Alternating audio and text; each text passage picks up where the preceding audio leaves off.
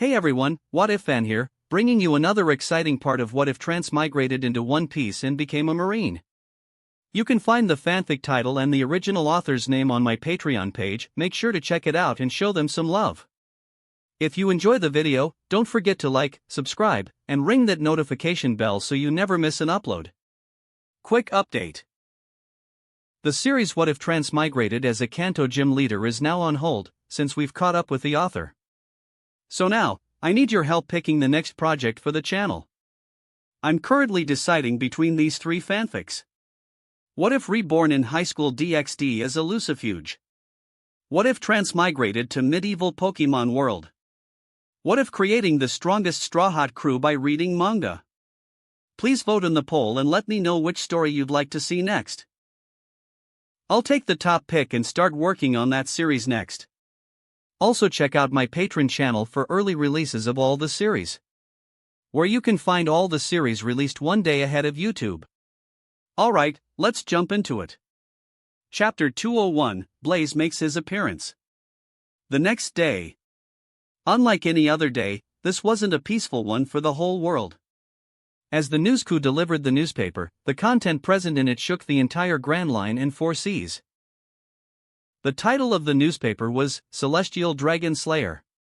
Yesterday, someone killed the Celestial Dragons and beat the Marine Admiral to a sorry state. The newspaper had a picture of Admiral Akainu beaten to a sorry state with blood dripping all over his face. A Marine Admiral is a pillar embodying justice and balancing power in the whole world. They were supposed to be the savior of common people and nemesis to pirates. But now, looking at the beaten Marine Admiral turned their worldview upside down.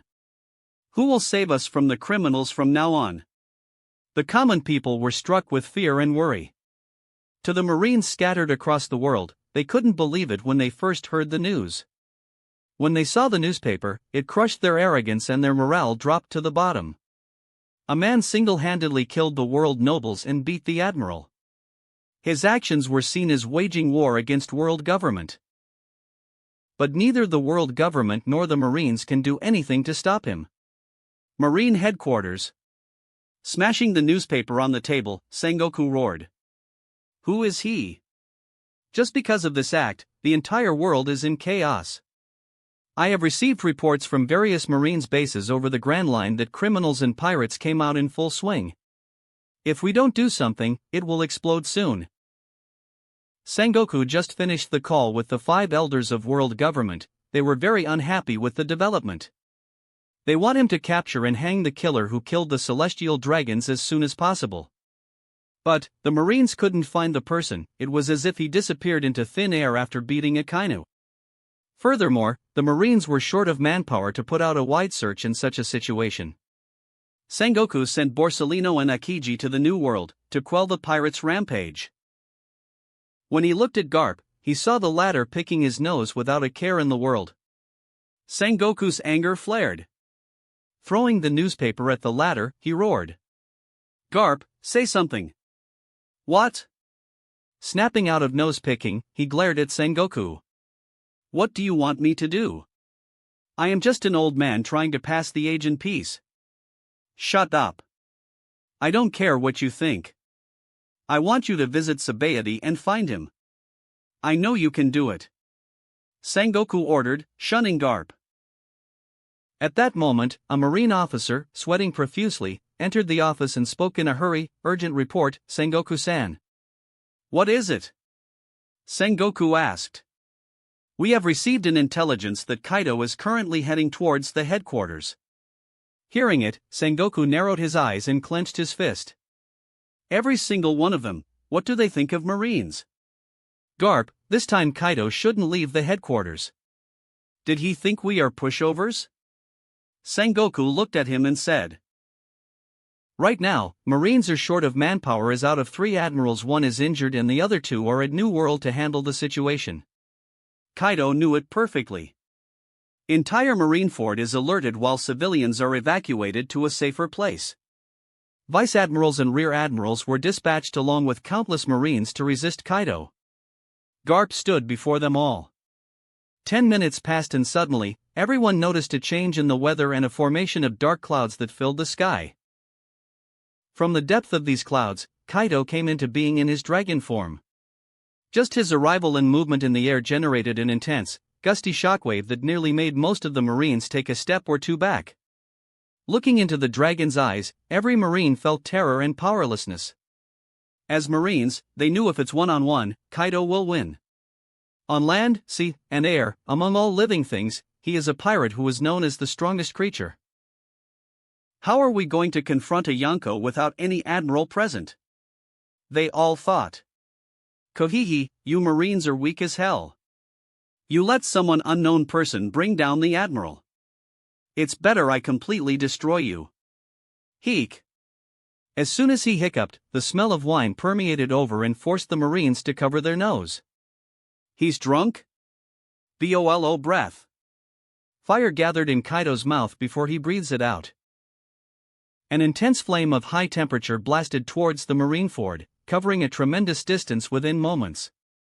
If it struck, a high temperature will melt everything and ruin the Marineford. Just as Garp decided to act, a sudden brilliance attracted his attention while a figure magically appeared and punched at the approaching blast. A pillar of blue flames surged from the figure's hands similar to Kaido. The flames then expanded and spread at a terrifying pace, forming a huge flame mouth. What happened next shocked everyone present in the vicinity. The huge mouth formed out of flames, gobbled Kaido's Bolo breath, and blazed forward. Boom! When it came in contact with Kaido, the flame exploded, engulfing the latter within the sea of flames. Kaido's screams came from within the flames. Ah! Wahaha! You brat, even I thought you died after not seeing you many years. Garp laughed out aloud, noticing the figure is none other than Blaze. It was at that moment that the Marines clearly noticed Blaze's appearance. Some who were in the Marines for a long period of time recognized him. Is that Vice Admiral Blaze, who suddenly disappeared many years ago? A Rear Admiral thought aloud. Though 5 years had passed, there wasn't much change in Blaze's appearance aside from a slight change in height, maturity, and flowing hair that reached the neck. Teleporting next to Garp, Blaze chuckled. It seems like I can finally call you Old Man Garp without any concern. I see a lot of white hairs on your head. You brat, want to taste my fist of love? Garp asked, grinding his fists. Chapter 202, The Battle of the Strong. Vice Admiral Blaze? Hearing the murmurs from the Marine officers, the new recruits were perplexed. Who is he? A Marine soldier who joined the Marines 3 years back asked. He's Vice Admiral Blaze. When pirates were rampaging the seas, just his name alone is enough to send fear into their hearts. After all, he holds the title the strongest Marine. A headquarters Rear Admiral described with a hint of awe. Wait, I seem to have heard this title before I joined the Marines. Another Marine soldier exclaimed. Oh my God! I remember. He's the one who defeated the Crystal Pirates, one of the Yonko 5 years ago. Another Marine soldier who remembers Blaze's deed cried out. Yes. A Vice Admiral with powers rivaling that of admirals. Hearing the words and exclamations around them, the Marine soldiers were shocked and amazed. We have such a strong person on our side. Then why did he disappear for 5 years? Roar! At that moment, Kaido, who was engulfed in the flames, let out a terrifying roar. His serpentine body spun into a coil that summoned several tornadoes. His dragon twister swept away all the flames and stormed towards the Marineford. The change in wind current caused by the tornadoes forced all the Marines to take a step back. Imbuing his arms with armament haki, Blaze clapped hard at the incoming tornadoes. With a thunderous sound, a shockwave rippled from his hands and met Kyoto's dragon twister. Boom! When they came in contact, both attacks were nullified. Oh! Next to him, Garp had a look of astonishment. This brat has grown up, his haki reached such a height. At the same time, the Marine soldiers and officers were excited by the show of power. A clap of hand to suppress the attack of Yonko. How cool is that? Transformed back into human form, Kaido looked at Blaze while putting the kanabo over his shoulder. With a pondering look, he spoke, You? I have seen you somewhere. After a moment of silence, he remarked in a sarcastic tone. "Aren't you the Marine brat that I beat half to death a few years back? You are still alive?" "You don't interest me. In the Marines, only Sengoku and Garp can fight me as equals." Hearing the words, Blaze retracted his smile and smirked in return while cracking his knuckles. "Yes. It's been some time. I didn't get the chance to give payback for last time." Pausing for a moment, "Are you ready for round 2, Kaido? This time, it will be different." As Blaze uttered his last word, he released his Conqueror's haki without holding back at Kaido. The sheer might of the haki caused lightning sparks to erupt from random places. The grand power of the Supreme will agitates the very surroundings. Even though the haki was aimed at Kaido, the Marines behind were unable to withstand such a tremendous emission of willpower. Many of them fell unconscious to the ground, foaming at their mouths. Only officers above the level of rear admirals remained standing, with shocked looks. Forget about them, even Garp was astonished by Blaze's powerful Conqueror's haki. This haki, it can rival Whitebeard. Sengoku thought, watching everything from the distance. Where did he go? What did he do in these 5 years? Kaido confronted the Conqueror's haki with his own. A powerful shockwave swept all directions as their hakis clashed in midair. The clash of Supreme Kings. The standing Marines muttered under their breaths. Feeling Blaze's powerful haki, Kaido's raised his eyebrows and completely sobered up. What a powerful haki! The next moment, he smirked and glared at Blaze. Looks like I won't be bored today. Come! Blaze lunged toward Kaido, aiming a simple punch in his direction, imbuing his fist with Conqueror's haki.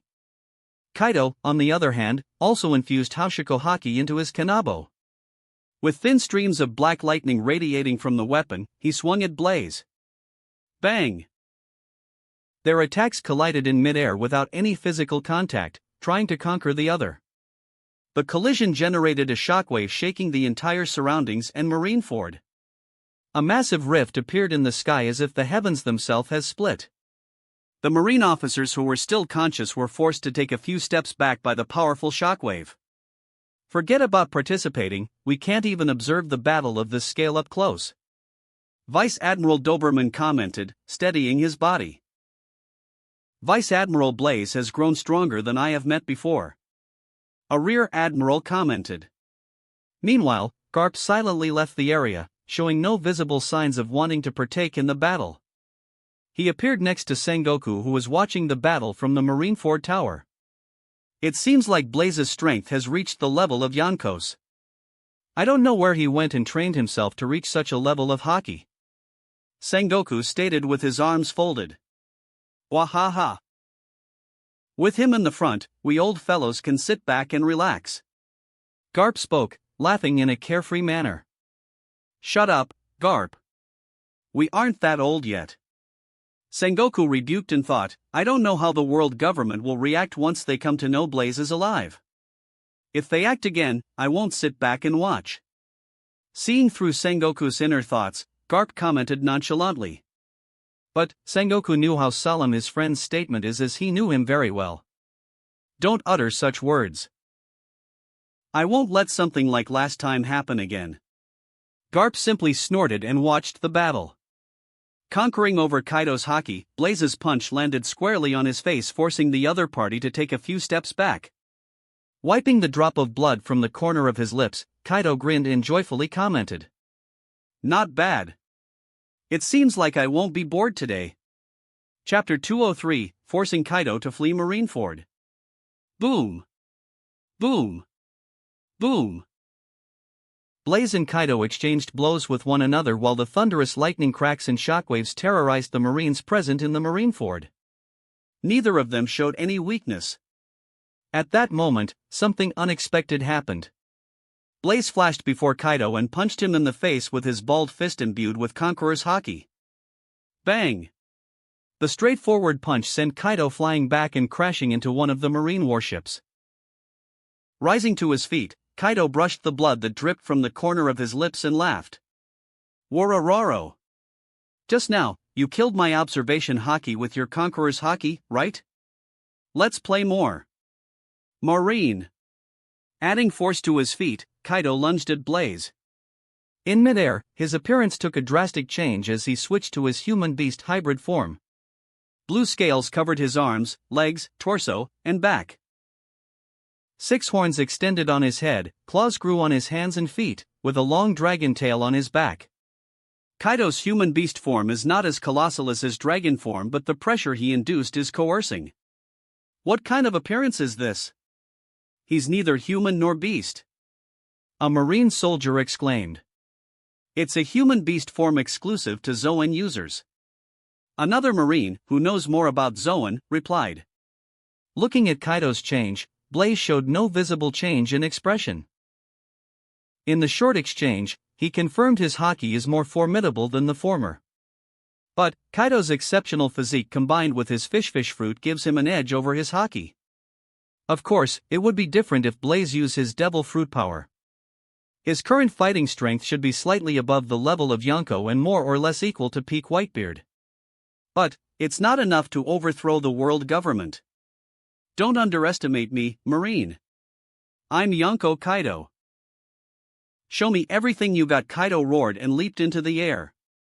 Twirling his weapon above his head, he imbued it with Conqueror's haki as it exuded black lightning sparks. Plunging towards Blaze, he swings his club down with great smashing force. Kosan's Ragunaraku. Facing the full power attack of Kaido, Blaze didn't even flinch or attempted to make some big moves. He simply blocked the smash with his left arm coated with armament haki. Boom! Upon collision, a resounding sound resonated the marine fort while the ground beneath Blaze's feet shattered like spiderwebs and turned into dust. But, the might of Kaido's attack failed to shake Blaze. With a slight push and wave of his left arm, Kaido was forced back. Looking at his strongest attack that was ineffective against Blaze, Kaido narrowed his eyes.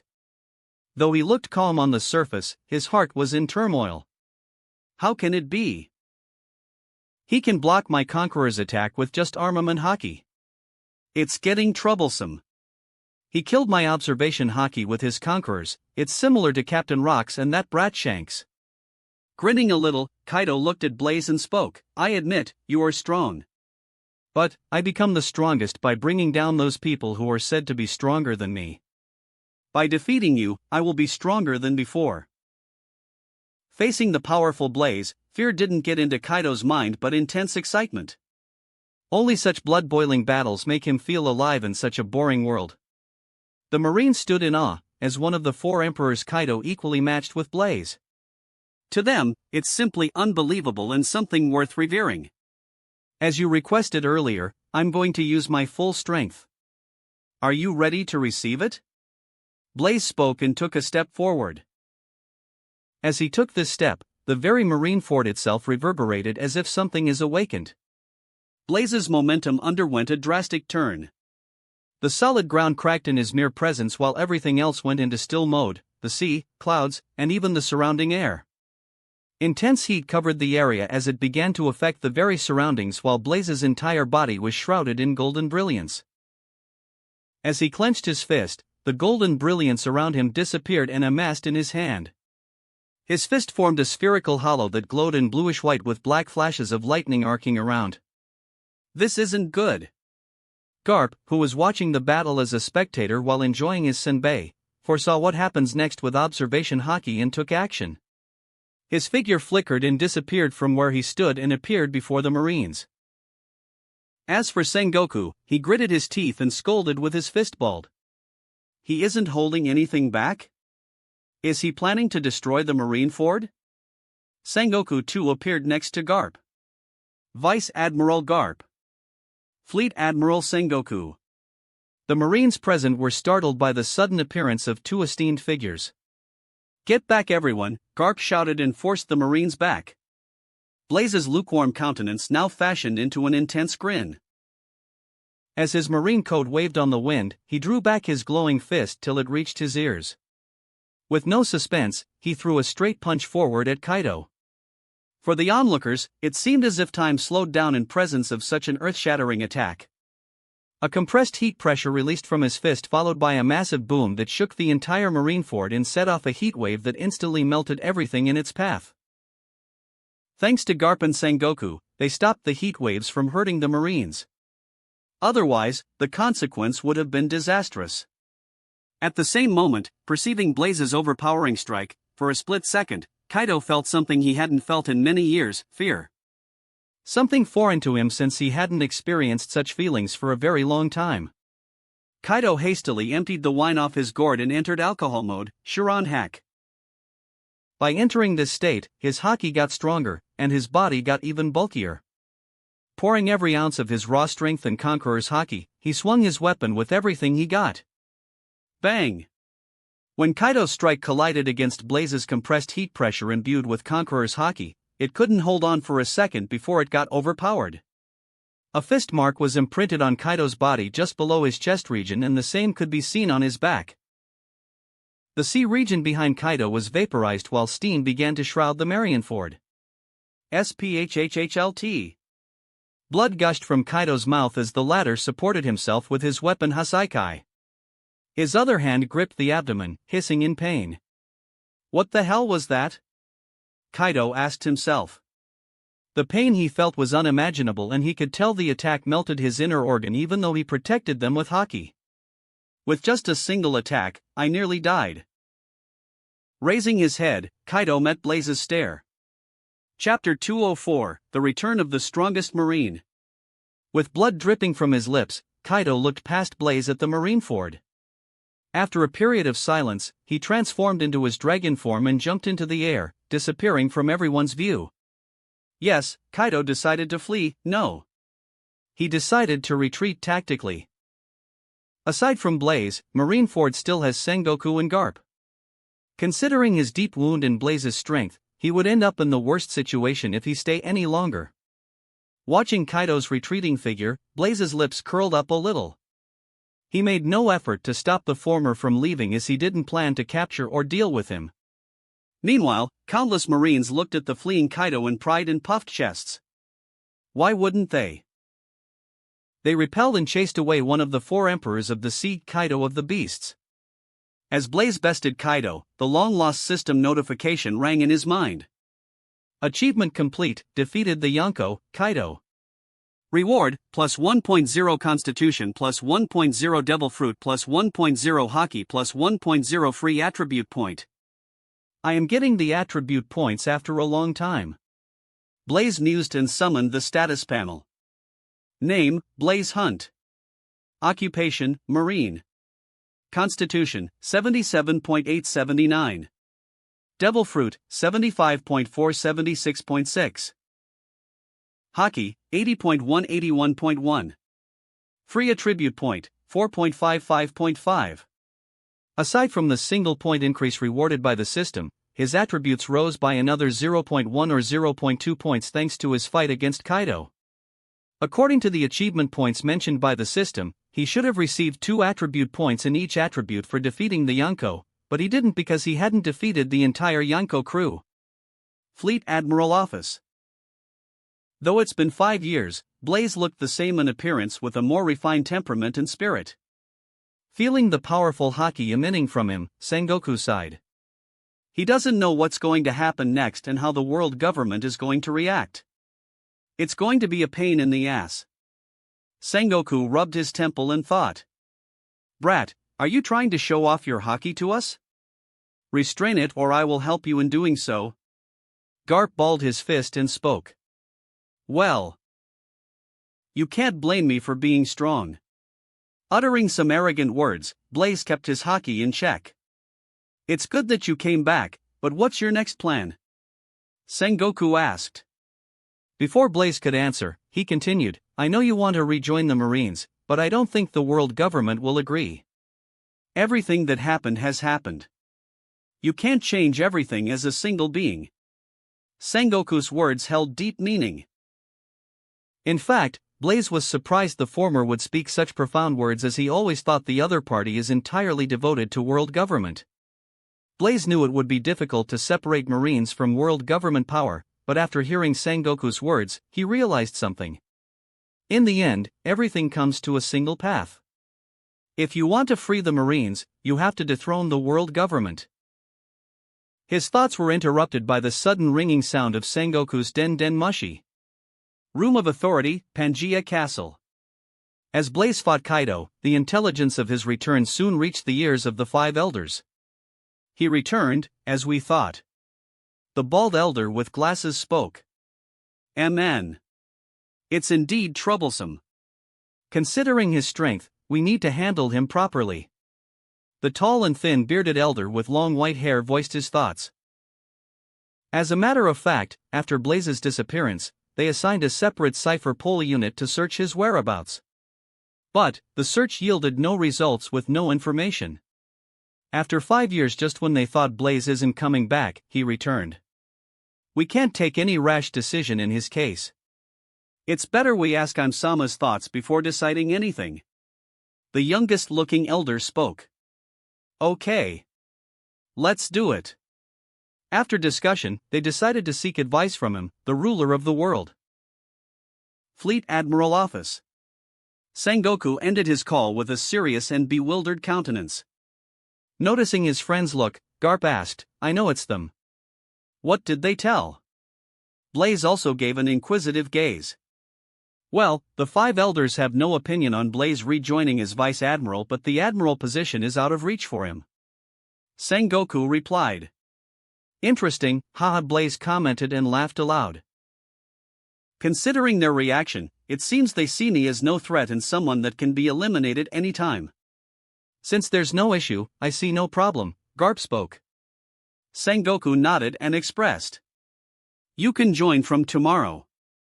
Though they didn't explicitly mention anything, the five elders' decision troubled both Sengoku and Garp a little, as it was completely different from what they thought. Next day. Everyone who read the front page of the newspaper was thrilled by the content.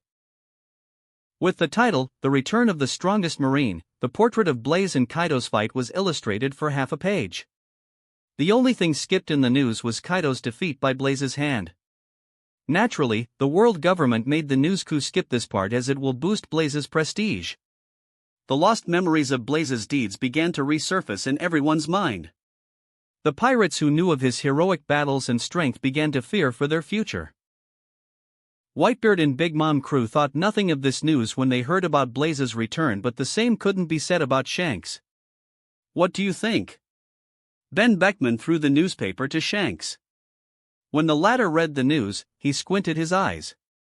As someone who had fought against and understands Blaze's strength, he knew it isn't a small matter. Both his disappearance and return are suspicious. The world government should have hidden something from us.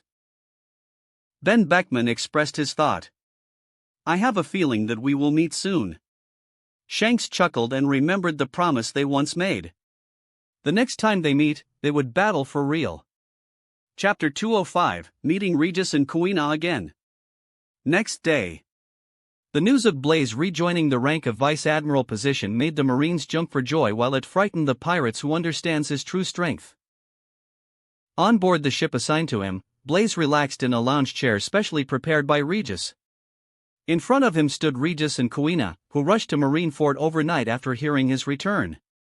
Regis bulked a little and pruned the shoulder-length silver hair to a low fade which suited his current physique. As for Kuina, she's nothing like Toshiji, contrary to his vision. Standing at 6 feet 2 inches of height, she carried herself with gracefulness and boldness which gave her a strange sense of beauty. Her physique is ruggedly feminine but full of charm, coupled with a sharp jawline and chin, as well as thin lips and nose. Part of her raven black hair was braided and reached her lower back, while some fringes covered her forehead. She wore a long-sleeved kimono with a long white marine jacket draped over her shoulders like a cape, and carried a katana-styled sword in her scabbard. Look at the beauty, is it the same little Kuina that I know? Blaze teased and looked at the newspaper in his hand before continuing, moreover, you even have a title, Sword Witch Kuina.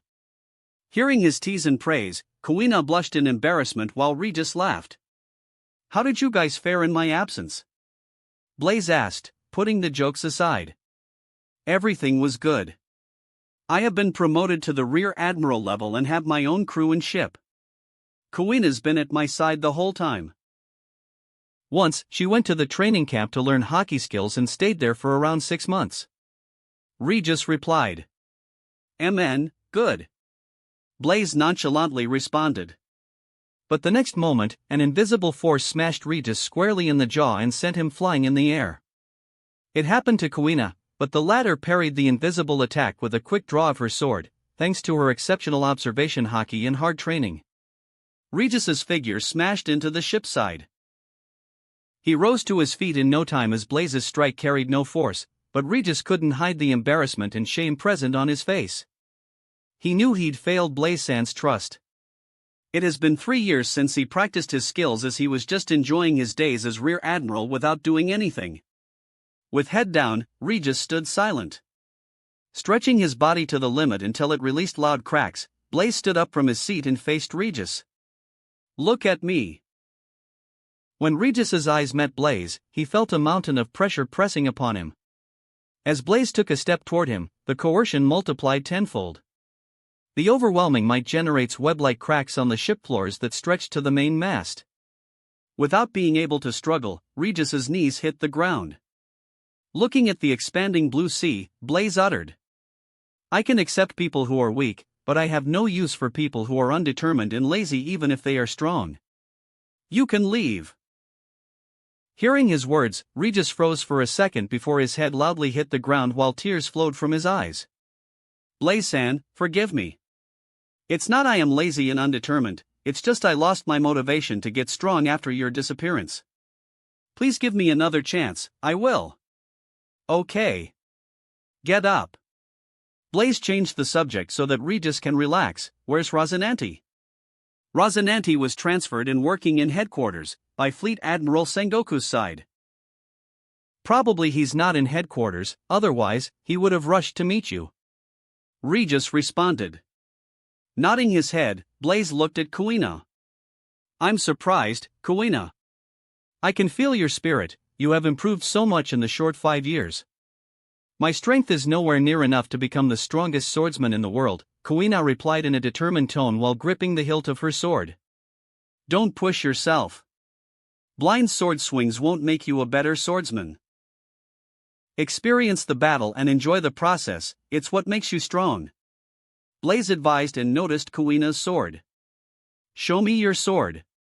Drawing the sword from the scabbard, Kuina gave it to him. As soon as Blaze grabbed the sword, he felt its unique make and extreme sharpness radiating from the sword as if trying to keep others from grasping it. "Good sword. Where did you get it?" Blaze asked in wonder.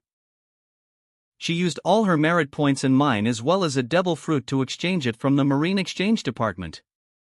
I heard Vice Admiral Garp helped her in the process," Regis explained. Kuina asked, "Is there something wrong with the sword?" "No. It's a great sword," Blaze replied and walked to the edge of the ship before swinging the sword in a vertical motion. His simple downward slash generated a pressurized bluish sword energy of phenomenal force that cleaved the sea into 2 halves and traveled a long distance in a straight line. The simple slash without any hockey and devil fruit power stunned both Kuina and Regis. But it alarmed the entire marine fort as the ship is currently docked at port. The sea is divided into 2. "Who did it?" a marine exclaimed in shock. "Is Dracul Mihawk visiting the marine fort?" another marine wondered. The marine fort went on high alert, but Sengoku's roar from his office publicized the act was done by Blaze.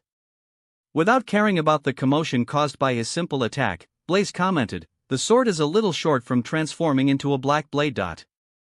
Kuina and Regis were shocked by his words as they knew what black blade mean. Blaze continued, "But it won't be that easy." "Why?" Kuina asked curiously. "There's a reason why only a few black blades are present in the world. Many strong people use a sword, but their swords won't turn into a black blade no matter what they do. Because only a true swordsman who trains in the way of the sword can create a black blade after forging the sword with hockey and emotion for countless years. People like you and Zoro who hold a sword in their hearts are very rare." Chapter 206, Kuzan's Confusion. Returning the sword to Kuina, Blaze advised, Your personality and the reason you draw the sword determines your future swordsman path.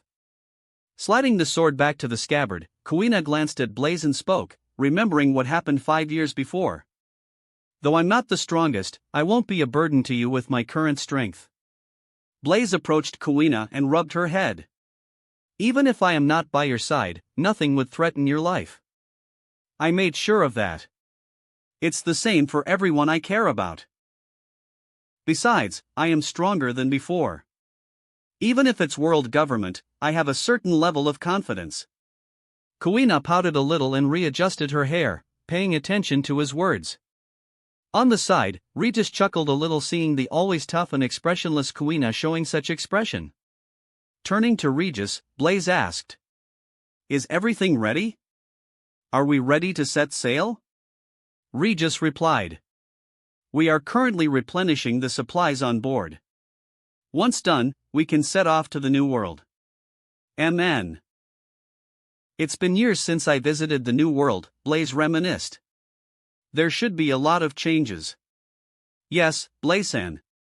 You already know about the concept of Yonko, but now, they rule the new world by dividing the region into their own. Unlike the mess a few years back, the crews of Yonko are developed and well organized. Even we, as Marines, must be extremely cautious when venturing into the territories of Yonko. They developed into a colossal force. Regis spoke about the current situation of the new world. Seeing Blaze's lethargic countenance, he continued. After you killed the Yonko crystal, the vacant position triggered war and bloodshed among the pirates. But recently, a person and his crew rose among the ranks of pirates and firmly occupied the position of an emperor, the captain of the Red Hair Pirates, Red Hair Shanks. Is it some kind of Yonko speech that you practice frequently? Blaze chuckled. Am I supposed to get goosebumps? Scratching his head, Regis smiled sheepishly. I'm sorry, Blaze-san. He knows Blaze fought against Shanks during their time at East Blue when they were nobody. Now 5 years have passed, Shanks' strength grew to the level of Emperor while no one knows how strong Blaze is. Since you speak so well about Yonko, why won't we visit the region of Whitebeard pirates? Blaze suddenly inquired. Dumbstruck by Blaze's unexpected question, Regis stammered. That, Blaze-san, we can't venture into the territories of Yonko without Fleet Admiral's authorization. Without caring about Regis's thoughts, Blaze fixed his schedule. It's decided. Let's go and meet Whitebeard. I was hoping to meet the world's strongest man for quite a long time. Let's find out whether the Emperor of the Sea is as fearsome as you tell. Of course, Blaze didn't decide it on a whim. He wanted to fight Whitebeard for a long time, but things played differently as he was teleported to HXH World. Now that he's back, he plans to claim the title of strongest man from Whitebeard. By doing so, he can try the lucky draw function of the system. At that moment, Blaze sensed a familiar aura. A figure jumped from the sea and landed on the deck of their ship. It's none other than Admiral Akiji. Noticing his arrival, Kuina and Regis straightened their back and politely called, Admiral Akiji. Sliding the hands into his pockets, Kuzan waved his hands in response to their politeness, and uttered, Arara, what did I just hear?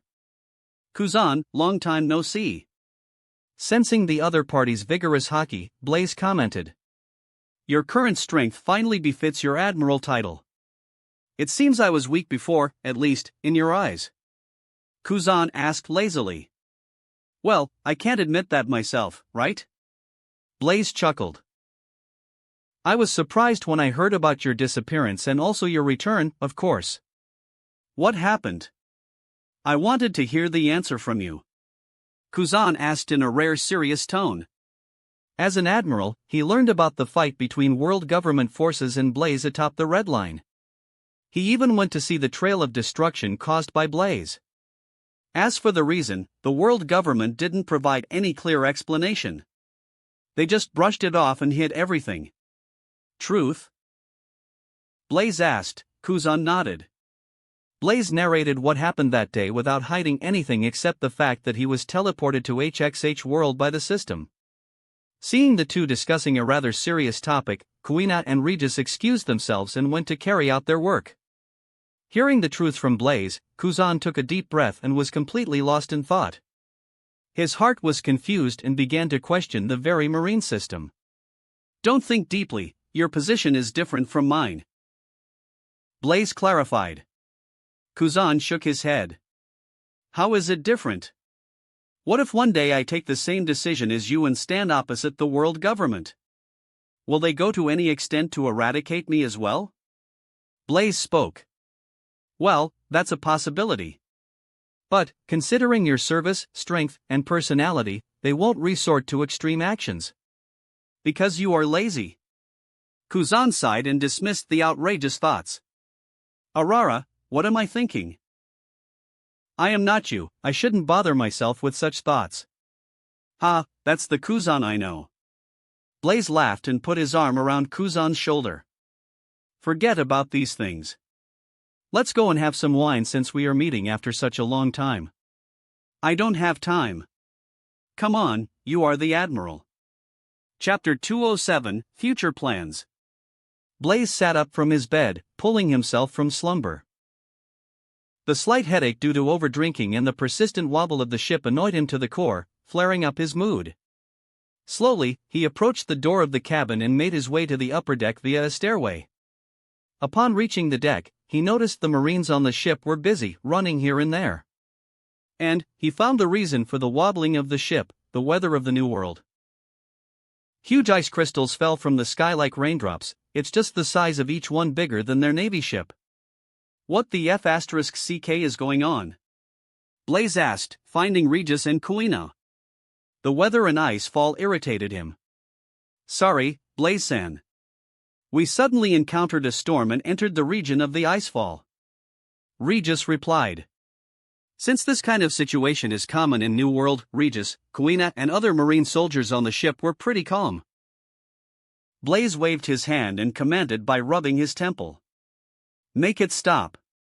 The weather and constant shaking of the ship irritate me and worsen my hangover. This. Regis was stunned by Blaze's request. Looking at the looming dark clouds and falling ice crystals, how the F***ck am I supposed to stop that? I am incompetent. My skills are not strong enough to clear the weather. Kuina apologized for her weakness. You are taking his words too seriously. Regis thought. Out of the way. Blaze shooed the Marines around him and set his eyes on the falling ice crystals and dark clouds that shut out the direct sunlight. Kuina and Regis eyed Blaze with suspicion. What is he planning? The power of the sun within Blaze's body surged and channeled from all nooks and crannies into his right arm until finally, it reached his hand. A spherical golden bubble shrouded his right hand. The next moment, black lightning sparkled around the golden bubble, symbolizing the exertion of Conqueror's Haki. Just the wisps of radiating momentum shook the Marine soldiers present. Why am I feeling heavy? Without minding the condition of the surrounding Marine, Blaze pulled his arm back and punched at the sky. From his fist, an ethereal force whooshed toward the sky and struck the clouds. Boom! A world-resounding boom sounded within the dark clouds, along with flickering colors of gold, purple and black. Bolts of golden and black lightning bathed the sea with beauty and terror. In no time, the dark clouds began to disappear, visible to the naked eye, and within seconds, everything disappeared. A clear blue sky and the warm glow of the sun welcomed everyone, as if the loomed dark clouds and icefalls were nothing but daydreams. The Marines watched everything with their mouths opened wide and took a few seconds to come out of the trance before loudly exclaiming among themselves. Did he just destroy the sky? Fu**k, what kind of unit did I just join? A Marine cried aloud. Awesome! Vice Admiral Blaze is as strong as I imagined. Another one spoke with stars in his eyes. A group of Marines cheered by pointing their swords at the sky. Woo! Vice Admiral Blaze is a god. With a single punch, most of the Marines aboard the ship had become a part of Blaze's ardent followers and vowed to work under him till they retire. Regis and Kuina were not surprised, as they knew his strength. It's just they didn't expect such a flashy move from Blaze. Regis sighed at the display of power. Returning to the cabin, Blaze stood across the window watching the clear blue sea. After the short episode, his hangover went away and he felt refreshed. With a thought, he summoned his status panel. Name, Blaze Hunt. Occupation, Marine. Constitution, 79.0. Devil Fruit, 76.6. Hockey, 81.1. Free Attribute Point, 5.5. Looking at the luxurious attributes, Blaze does feel a slight sense of accomplishment, but he knows his strength is nowhere near confronting the world government. First, he needs time and plans to create a force of his own. Second, he has to bring the Marines under his control. For that, he needs to boost his reputation and prestige among the Marines. Then, with a perfect opportunity, he can take control. Third, weaken the world government's strength little by little without exposing himself. It's time I start preparing things. There are still 3 years left before the summit war happens between Marines and Whitebeard pirates. Blaze mused. This 3-year time period is the best time for Blaze to improve his strength and gather a force and strengthen them. Remembering something, he checked the situation of his god's blood. The number of drops reached 2,000. System, can you add the situation of God's blood to the status panel? Blaze thought, but he didn't have much hope as his system doesn't interact. However, his status panel changed the next moment. New data has been added behind his Constitution attribute. Constitution, 79.0, God's blood, 2004/3000. Within 2 years, I will complete the process of transforming my ordinary blood. After that, I don't know what will happen and how much it will help me. Let's leave that for the future and focus on the present. Blaze thought. After a week of sailing, Blaze and his unit reached the waters of the Whitebeard region. Tension and uneasiness clouded the face of Marine soldiers. After all, it's the territory of Yonko where the current strongest man in the world reign. At the same time, in Marineford, Sengoku got the report of Blaze and his unit entering the territory of Whitebeard pirates. Reading the report, veins bulged on his forehead. Sengoku gritted his teeth and roared, "What is he doing there?" That, Fleet Admiral, Vice Admiral Blaze's unit is no longer under Admiral's control, so no one followed their course. Just now, we received the report from the patrol ship observing Whitebeard's territory. The Rear Admiral sweated as he briefed. Does he plan on provoking a war between Marines and Whitebeard pirates? He didn't change a bit, doing whatever he pleases. Another garp? Sengoku complained and commanded. Contact the Admiral who's near to Whitebeard pirates region and dispatch them as soon as possible. Let's hope the situation doesn't escalate. He didn't fear something would happen to Blaze, but the latter's action may result in something that he didn't want to happen anytime soon. Chapter 208. Into the Whitebeard territory. Beautiful. Blaze muttered as he gazed at the coral reefs in the distance. They are much more stunning than any coral structures that can be seen on Earth. What is the name of the island? He asked Regis, appreciating the picturesque scenery. The chain island is full of palm trees, surrounded by white coral sandshores. One of the most protected islands under Whitebeard territory, Gold Pearl Island, Regis replied, looking at the report in his hand. He continued. It's a chain of coral islands with few native people. The island and the people are famous for producing golden pearls that are more valuable than gold. The Whitebeard pirates earn a considerable amount of belly from selling pearls every year. Blaze nodded. In the distance, he saw the Jolly Roger of Whitebeard pirates fluttering above the tallest palm tree. All the Yonkos have many such islands under their names that provide steady income. It's also the reason why they are much wealthier than other pirates. At that moment, a huge pirate ship bearing Whitebeard's Jolly Roger appeared in the distance. As soon as the Marines trespassed into their territory, the nearby division commander was notified. A pirate standing on the bow of a ship peering through a brass spyglass gulped a little and shouted. Bad. Commander Fossa, it's not good. It's Vice Admiral Blaze, one called the strongest Marine. We should inform Dad and the other commanders. Ease up. It's just a single Marine ship, not a platoon. He may be called the strongest Marine, but before Oyaji, he's nothing. Division Commander Fasa scoffed, paying no heed to Blaze's title. Still, he reported the encroach of Marines to Moby Dick, being a dutiful son. It's the commander of the 15th Division of the Whitebeard Pirates, Fasa. Seeing through the spyglass, a Marine soldier informed. He earned the epithet, the blazing katana Fasa, with his swordsmanship. He may not be as good as Flower Sword Vista, but he's still a formidable combatant. Regis explained. An unknown division commander didn't evoke slight of Blaze's interest. Compared to other Yonko commanders, Whitebeard commanders are indeed weak, growing under Whitebeard's majesty. The air turned solemn as Commander Fasa's ship neared. The Marines clearly saw the appearance of the division commander Fasa, who was standing on the bow of the ship. Fasa is a large and muscular older-looking man, with a bald patch on the top of his head, a white mustache, and a scar running diagonally across his face. He tattooed Whitebeard's symbol in crimson on his right deltoid.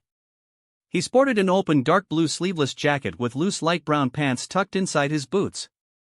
"Marines, what are you doing inside our territory?" Fasa roared in a superior tone. "Arrogance. Even Whitebeard won't speak in such a tone before Blaze-san. Who do you think you are?" Kuina took a step forward and snorted in an equally arrogant tone. Hearing her words, everyone was stunned into speechlessness, including Blaze. "You are more arrogant than him. Where did you learn to speak like that, Kuina?" Though Blaze said that, he silently lauded her fearless spirit. "Let's see whether you are as strong as the newspaper characterizes." Infuriated by Kuina's arrogance, Fasa lighted the cigar and unsheathed the katana off his square tsuba that was attached to his belt. With a light swing and twirl, the sword burned bright red. Imbuing the sword with armament haki, he leaped high in the air and delivered a high-speed vacuum slash. The slash burned in flames and surged toward the Marine ship, seeking to cleave the ship into two. Without anyone's command, Kuina stepped forward to welcome the slash. Grasping the hilt of her blade, she bent down a little before withdrawing the sword from its sheath. Swing! The sword draw was fast and smooth, launching a half-moon-shaped pressurized slash that was no weaker than Division Commander Fasa. Both their slash collided in mid-air. But, contrary to everyone's expectation, Kuina's slash shattered Fasa's flame slash and dashed forward. Fasa's pupils shrunk in astonishment as he didn't expect his attack to be overpowered by a little girl.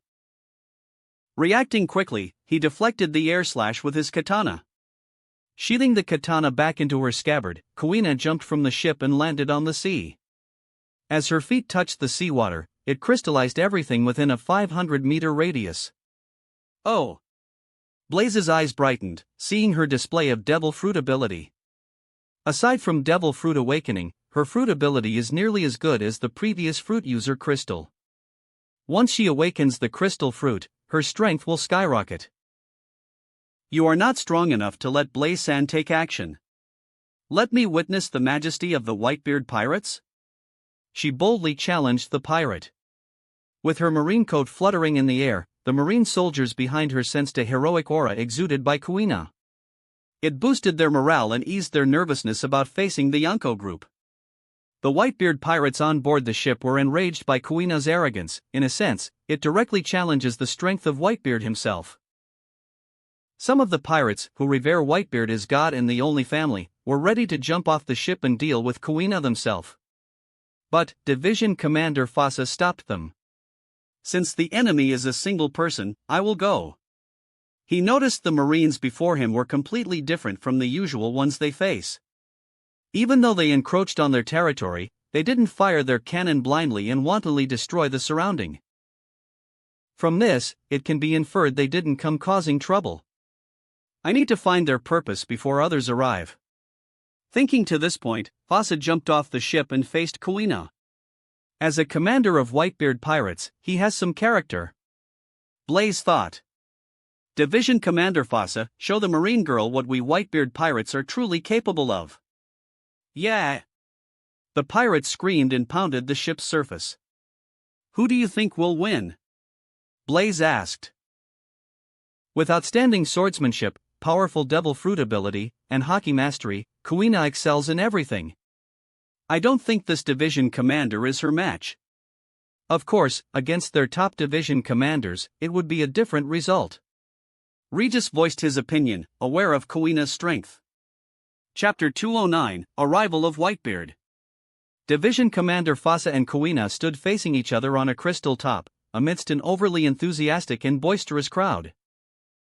It was anything like a face-off between a pirate and a marine, more like the final game of the championship. Kuina initiated the attack by grasping the hilt of her katana. A sudden aura began to form around her body, but it was far from the use of any haki. It was simply the aura created by her momentum alone and long practice.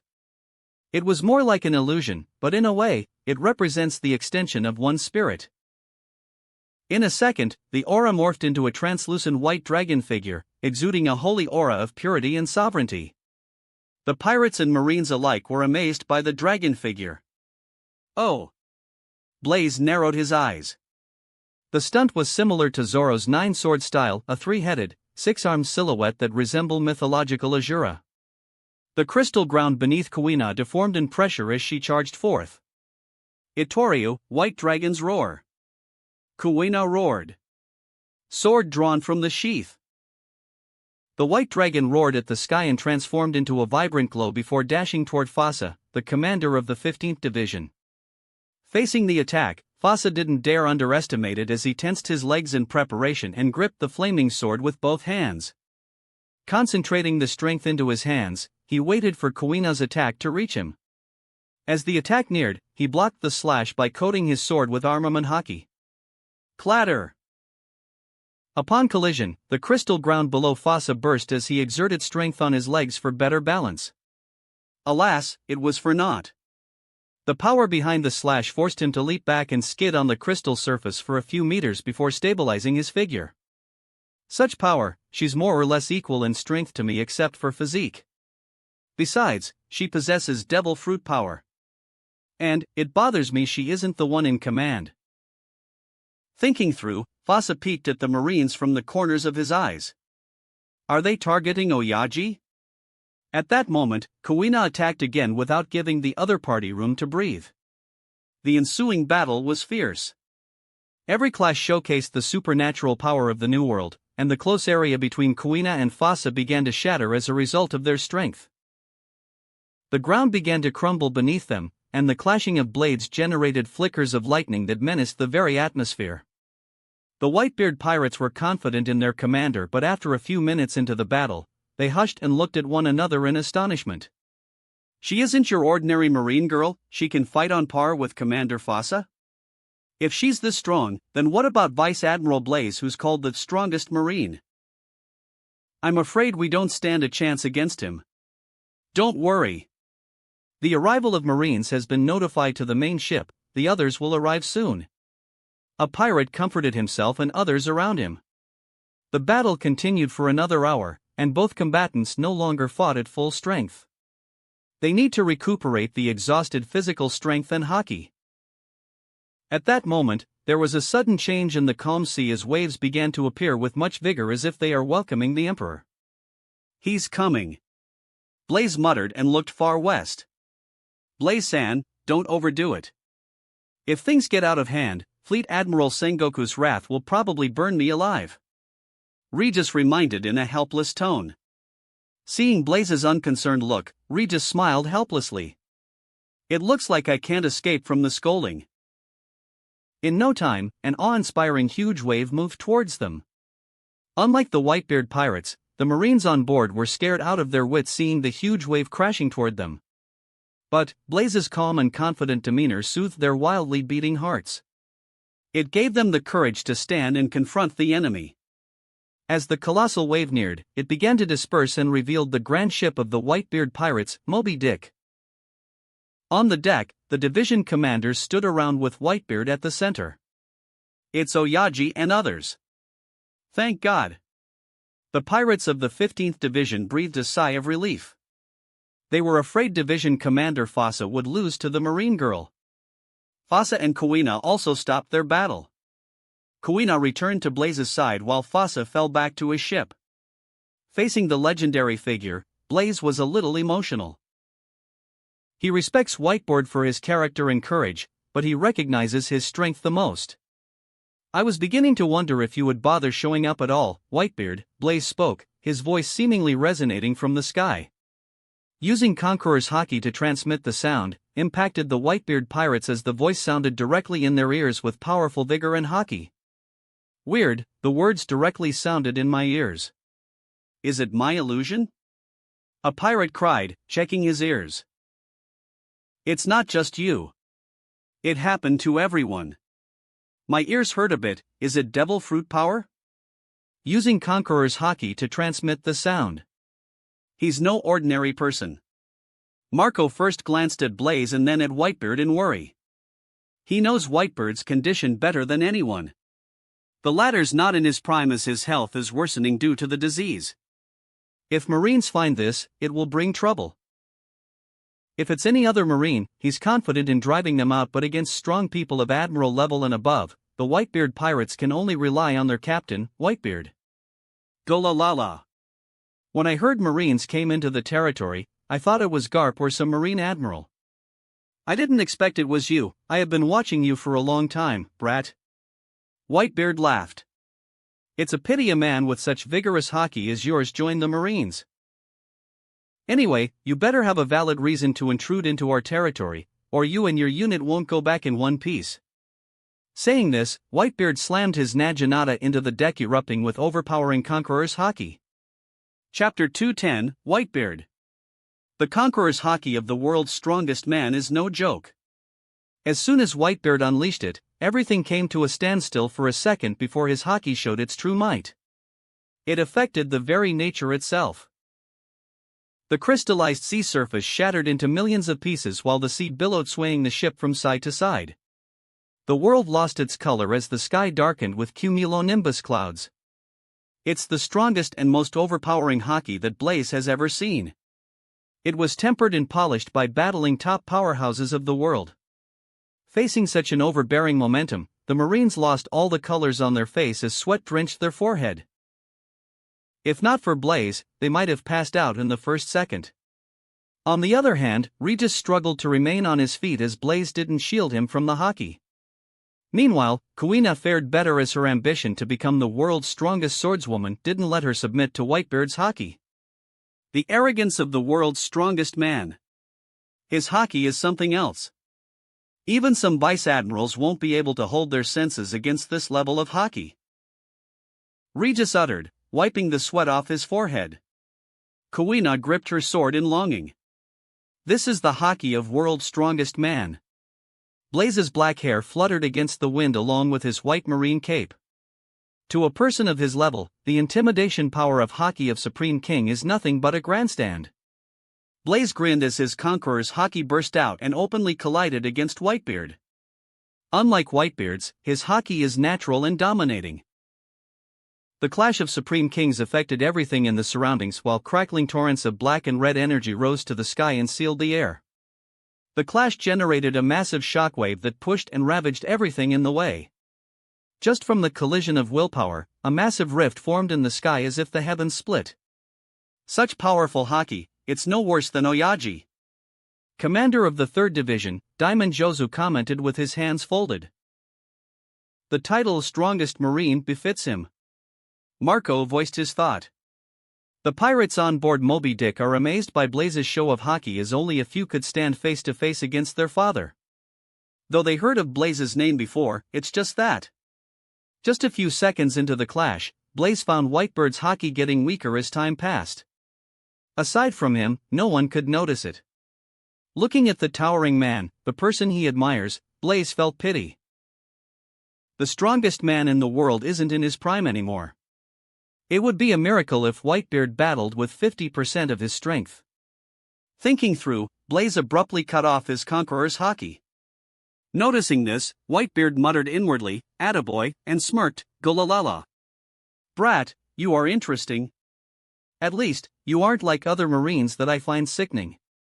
But Blaze didn't mind the other party calling him brat, as Whitebeard is of his grandfather's generation. The sudden pause in the speech made him raise his eyebrows. Pausing for a moment, Whitebeard's momentum underwent a drastic change. "Aren't you underestimating me a little bit?" As his voice thundered, Whitebeard leaped high in the air and whirled his naginata over the head. Black lightning flashed around the weapon, symbolizing the infusion of Hashiko Haki. Whitebeard swung his weapon down towards Blaze as his figure closed marine warship, with overwhelming strength and vigor. Facing Whitebeard's attack, Blaze didn't dare underestimate it. He threw a punch of his own, imbuing his right arm with Haki of Conquerors. Boom! Their attacks didn't make contact, but a deafening blast resounded over the sky as a spherical red energy formed in the middle before blasting into a horrifying shockwave. The shockwave didn't traverse sideways but surged straight into the sky, scattering the clouds, as clear blue sky came into everyone's view. Exchanging blows, Whitebeard led Blaze away from Gold Pearl Island, which is the home of ordinary locals. Aware of the intention, Blaze pursued the former. After a few minutes, both Blaze and Whitebeard stood at the mountain peak of an unknown island that had no occupants. Spreading his arms wide in a striking manner, Blaze looked at the giant of a man who was thrice as tall as him and uttered, "Whitebeard, the strongest man in the world, with your deteriorating health, can you bear that title anymore?" His voice resonated around. Whitebeard replied in a sneering tone, "You noticed them. Well, it doesn't matter. And, I haven't reached a state where brats like you can come and comment. I am Whitebeard." Roaring, Whitebeard dashed forward and attacked with his naginata while Blaze retaliated with a punch of his own. "I wanted to fight you in your strongest state, Whitebeard. Let me see where you got the confidence to fight me with your current health."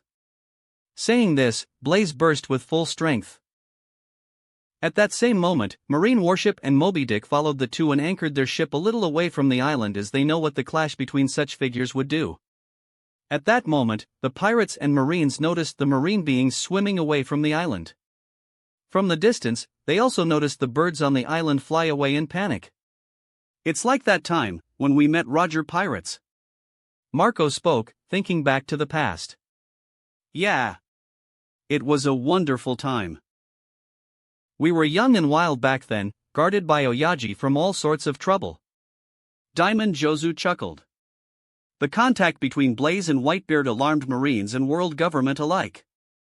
Ending the call with 5 elders, Sengoku roared at the Marine officers, headquarters captains, and rear admirals standing before him. "You guys can't even find what's happening there?" Marine officials sweated, unable to answer Sengoku. "It's all because they couldn't reach the Den Den Mushi of Vice Admiral Blaze's warship.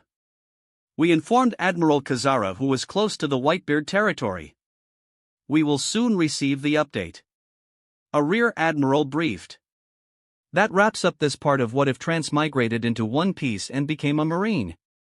Thanks so much for listening. As always, new parts drop every 4 days, so be sure to stay tuned. Quick reminder. The series What If Transmigrated as a Kanto gym leader is now on hold, since we've caught up with the author. So now, I need your help picking the next project for the channel. I'm currently deciding between these 3 fanfics. What if Reborn in Highschool DxD as a Lucifuge? What if Transmigrated to Medieval Pokemon World? What if creating the strongest Strawhat crew by reading manga? Please vote in the poll and let me know which story you'd like to see next. I'll take the top pick and start working on that series next. Also check out my Patreon channel for early releases of all the series, where you can find all the series released one day ahead of YouTube. If you enjoyed the video, don't forget to like, subscribe, share it with your friends, and please consider supporting the original author as well. See you in the next one.